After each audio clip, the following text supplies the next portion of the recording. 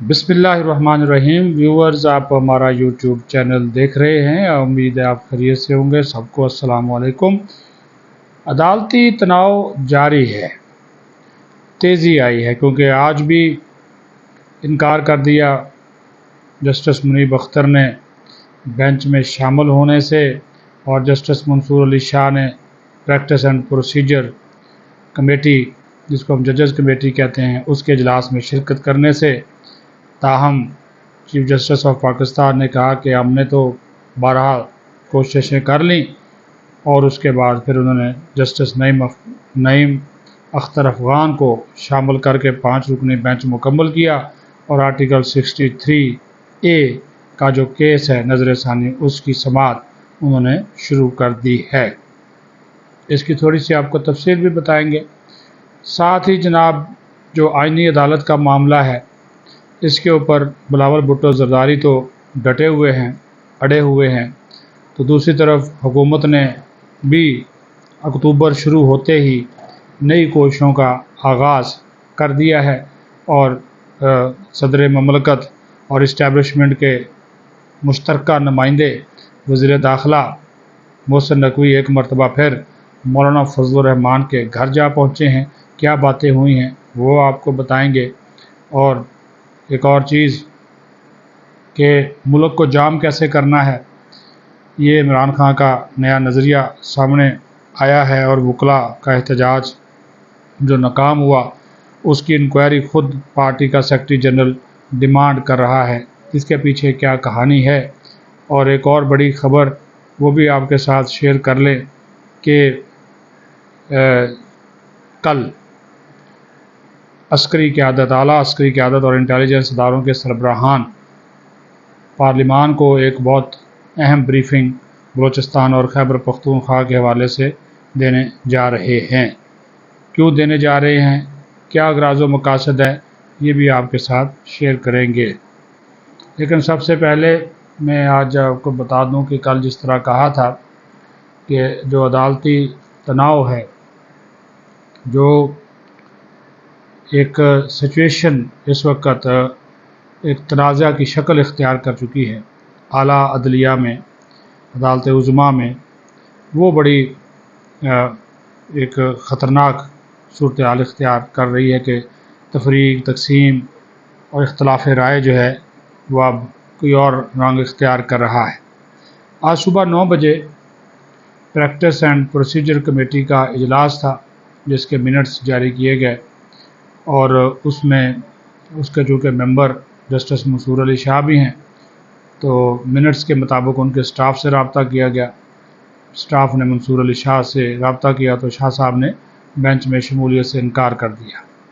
जिस पर जो 2 रुकनी फिर जो कमेटी थी, chief justice of Pakistan justice काजी फैज़ ईसा और जस्टिस अमीनुद्दीन, उन्होंने थोड़ा इंतज़ार किया, और उसके बाद जब मंसूर अली शाह नहीं आए तो उन्होंने फिर जो नईम अख्तर अफ़गान है, जस्टिस नईम अख्तर अफ़गान, उसको 5 रुकनी बेंच में शामिल करने का फ़ैसला किया, क्योंकि जस्टिस मुनीब अख्तर ने ख़त में पहले ही अपनी जो अदम दस्तयाबी थी वो ज़ाहिर कर दी थी, और वो आज भी इजलास में और बेंच में शामिल नहीं होना चाहते थे, जिस पर चीफ जस्टिस ने खुली अदालत में भी सारा कुछ बता दिया और कहा कि मंसूर अली शाह ने इनकार कर दिया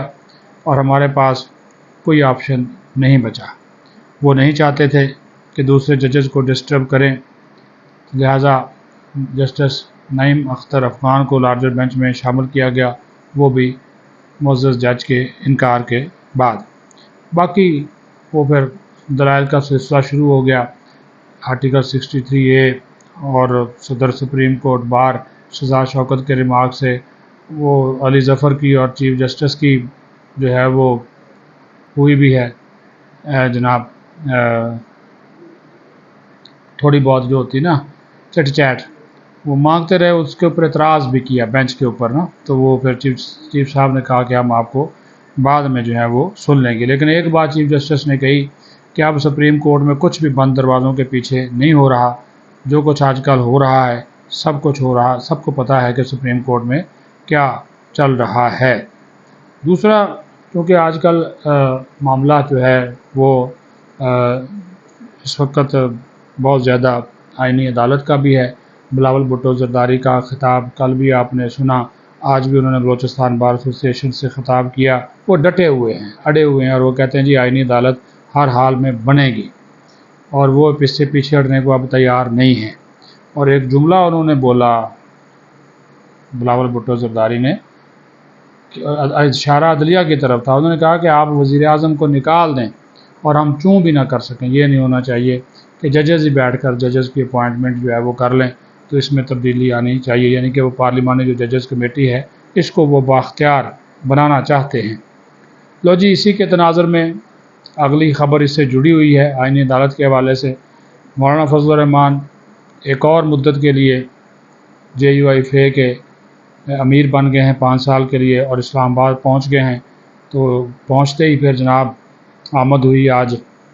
وزیر داخلہ محسن نقوی کی، گلدستوں سمیت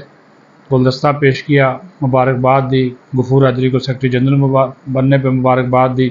اور ادھر ادھر کی گپ شپ کے بعد، حال احوال کے بعد وقفہ نہال کہتے ہیں کہ مدعے پہ آ گئے محسن نقوی، اور کہا کہ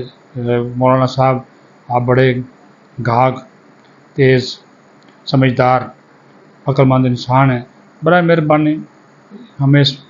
مسئلے سے نکالیں، ہمارا ساتھ دیں، حکومت کے ساتھ بیٹھیں ان ترامیم کے اوپر۔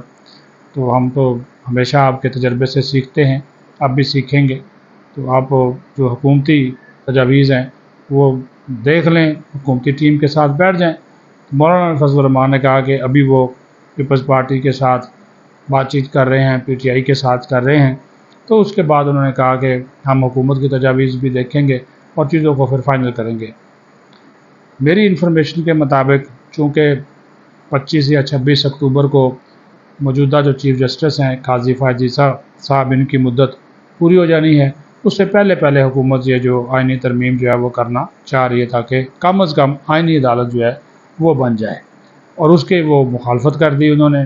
تو مولانا نے آپ کوئی واضح یقین دہانی نہیں کرائی محسن نقوی کو، اور عرضی ڈال دی ہے انہوں نے، جو وزیر داخلہ صاحب انہوں نے اپنی عرضی ڈال دی ہے کہ تعاون کیا جائے، کیونکہ مولانا صاحب تیز آدمی، انہوں نے کہا جی میں تھوڑا سا مجھے وقت دیں، میں اپنے لوگوں سے شورا سے بات کرتا ہوں تو پھر میں آپ کو جواب دوں گا۔ صدر زرداری کا اس موقع پر پیغام بھی پہنچایا گیا محسن نقوی کی جانب سے، اور آئندہ چند روز میں پھر بھی یہ مزید ملاقاتیں جو ہوں گی، اور حکومتی وفد بھی مولانا سے ملے گا، یہ بھی میں آپ کو بتا دوں۔ لیکن مولانا ظاہر اس وقت سب کو، مولانا کا جو ٹرک ہے نا اس وقت، اس ٹرک کے پیچھے سب بھاگ رہے ہیں۔ اب وہ کون جو ہے وہ اس کے آتا ہے، اس ٹرک کے سواری کس کو کراتے ہیں، یہ تو اب مولانا صاحب بھی بہتر بنا سکتے ہیں۔ لیکن اسی سے جڑی ایک اور خبر ہے کہ جماعت اسلامی نے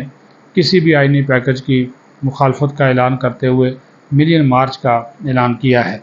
اور انہوں نے کہا کہ ہم کوئی آئینی پیکج تسلیم نہیں کریں گے۔ قاضی فائز عیسیٰ صاحب خود ہی تصحیح سے انکار کر دیں، اگر وہ تصحیح کریں گے، تصحیح لیں گے تو اس کی جو ہے وہ مخالفت کی جائے گی، اور وہ پھر جناب نکل آئیں گے سڑکوں کے اوپر، اور پھر جناب دما دم مستقل اندر ہوگا۔ تو آج کل یہ بھی چل رہا ہے نا، یہ ساری انٹر لنک چیزیں ہیں، میں آپ کو جیسے جیسے ہوا ویسے ویسے میں آپ کو بتاتا جا رہا ہوں کہ یہ جناب معاملات جو ہیں وہ کس طرف چل رہے ہیں، اونٹ کس کروٹ جو ہے وہ بیٹھے گا۔ اچھا جی، پنڈی کا احتجاج تو ناکام ہوا، کل عمران خان نے اپنے کلاس بھی لے لی،